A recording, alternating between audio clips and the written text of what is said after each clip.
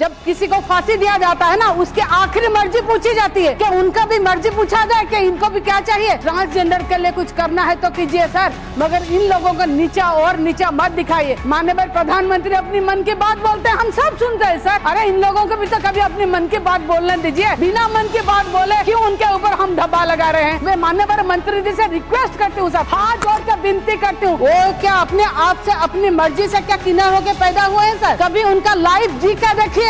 कितने लोगों को आप देखे भी होंगे ट्रैफिक के पोस्ट पे किस हालत में होते, कभी किसी के ऊपर गाड़ी चढ़ा देती है। आज ये सदन को इस बारे में और रातारात ये बिल लाने की क्या पड़ी है सर? जय श्री जगन्नाथ।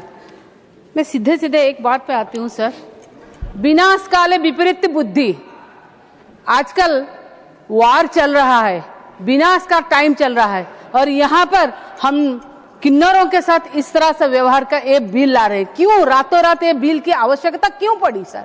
क्यों पड़ी? और वो भी मैं क्या हूँ, मैं क्या नहीं हूँ, मेरी आइडेंटिटी क्या, डॉक्टर देख के बताएंगे सर? ये सदन में जितने सारे एमपीज हैं, इनके आइडेंटिटी क्या डॉक्टर देख के बताते हैं? उनके साथ ऐसा क्यों बर्ताव किया जा रहा है? वो क्या अपने आप से अपनी मर्जी से क्या किन्नर होके पैदा हुए हैं सर?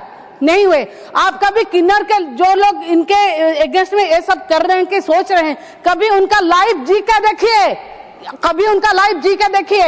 ये लोग ना ये शुभ माने जाते हैं। अगर ये लोग को कभी शुभ मानते हैं, कभी अर्धनारीश्वर की पूजा करते हैं, फिर क्या हो गया सर? आज ये सदन को इस बारे में और रातारात ये बिल लाने की क्या पड़ी है सर? और मैं और एक बात बोलूंगी सर, जब किसी को फांसी दिया जाता है ना, उसकी आखिरी मर्जी पूछी जाती है।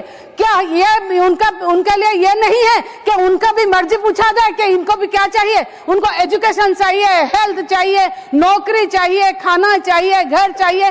जो हमारी सोसाइटी में इनका लिए जो जिस नजर से देखते हैं, वो नजर का परिवर्तन करने की जरूरत है सर। मैं मेरी पार्टी बीजू जनता दल की तरफ से, नवीन पटनायक की तरफ से इस बिल को मैं विरोध करती हूँ। मैं चाहती हूँ कि इसको सिलेक्ट कमेटी में भेजा जाए या जेपीसी में भेजा जाए। मेरे नेता नवीन पटनायक ट्रांसजेंडर के लिए जो खुद बोलेगा कि मैं ट्रांसजेंडर हूं, उसके लिए food security, auto food security act के अंदर उसको खाने के लिए देते थे।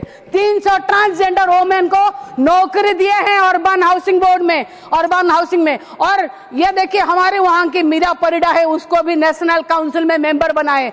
ट्रांसजेंडर के लिए कुछ करना है तो कीजिए सर, मगर इन लोगों को नीचा और नीचा मत दिखाइए। अरे सर, माननीय प्रधानमंत्री अपनी मन की बात बोलते हैं, हम सब सुनते हैं सर। अरे इन लोगों को भी तो कभी अपनी मन की बात बोलने दीजिए।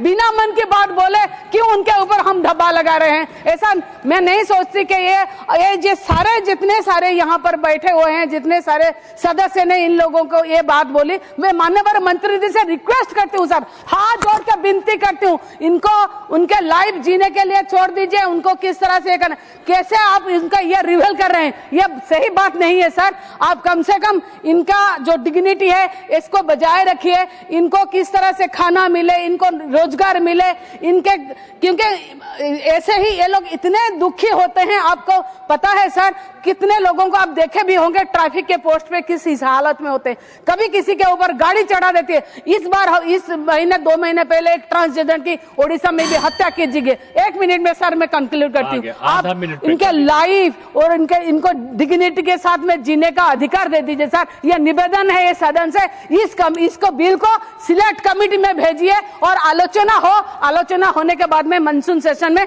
फिर इसके साथ में जो किया जाए तो हमको मंजूर है sir. Thank you so much. बंदे उत्कल जननी।